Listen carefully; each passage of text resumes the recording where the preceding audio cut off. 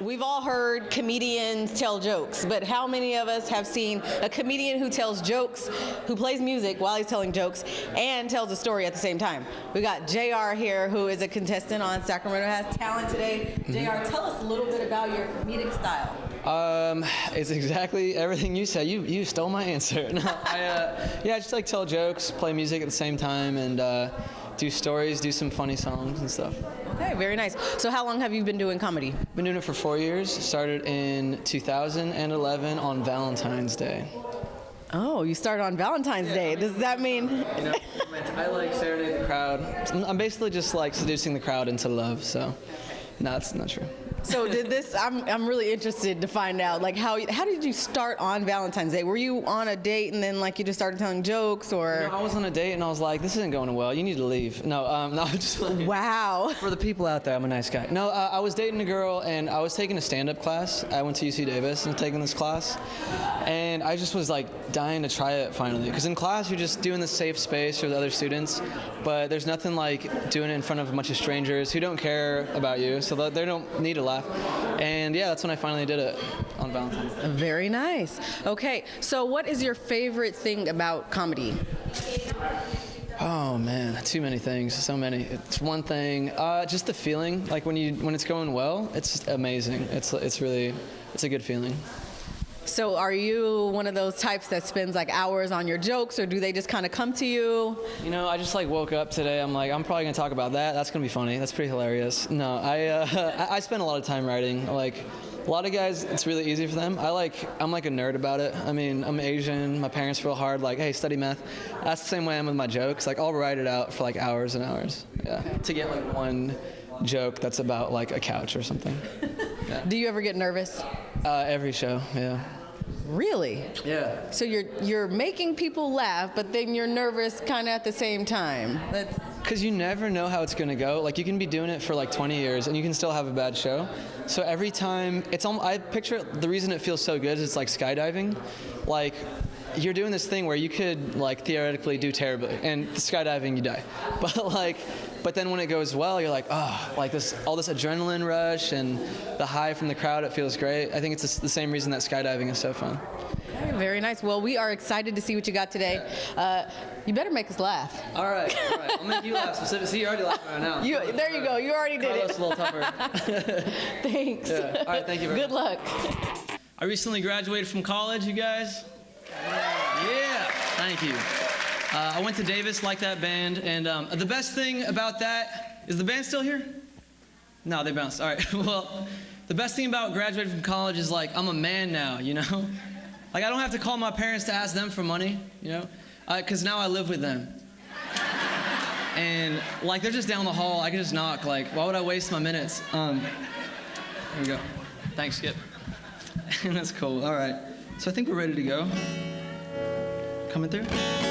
Cool. That's too real for some of the parents. They're like, ha, my kid is at home right now. This is great. I'm gonna do something different tonight. I'm doing something where to show how music can kind of tell a story about who you are, like the bass, for example.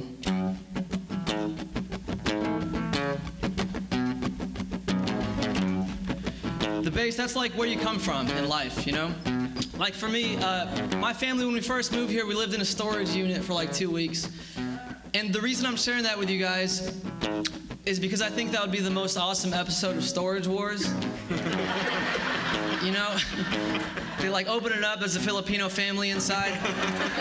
But we're trying to achieve the American dream. Like, I feel like success is all in your name. Like, my parents named my brother John Paul after the former pope, and he's successful. They named my other brother Ace after pilots, and now he's successful. They named me Anthony Jr. after my dad, and he also lives with my mom. You know?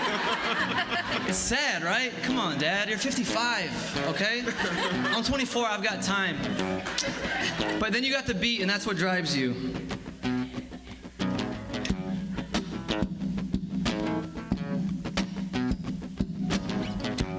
And for me, it's always been music. You know, music's always been my beat. And right now I teach kids music, and we teach this song. I've been working on the railroad all my live-long life. And you know who loves that song is kids.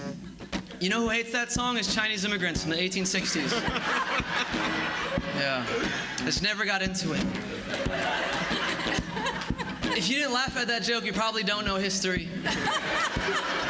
Or you're a Chinese immigrant from the 1860s. In which case, ni hao ma shi shi ni. Trying to bring everyone into it, you know?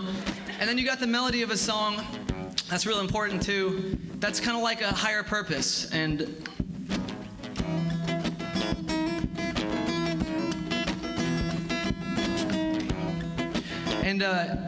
for me, that higher purpose has always been my family, you know, and that's great. My parents are here tonight, and my dad always gives me a pep talk before every performance. He's like, JR, you might not be rich, you might not be successful, but you might not be my son.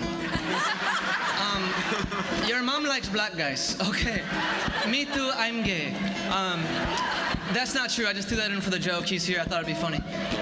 And my dad is always trying to give me jokes. He's like, JR, I have a joke for you, okay? Sometimes my wife, I hate her. That's the joke, that's it. And I'm like, Dad, that's not funny. And my mom doesn't think that's funny. She's like, you should make fun of Dad. How whenever he tells a lie, he flares his nostrils. My dad he's like, that's not funny, JR, okay? I have another joke for you, okay? Sometimes my wife, I love her. You see what I did there? I still hit her. So then when you bring it all together, that's when you get your voice. You find your voice, you know?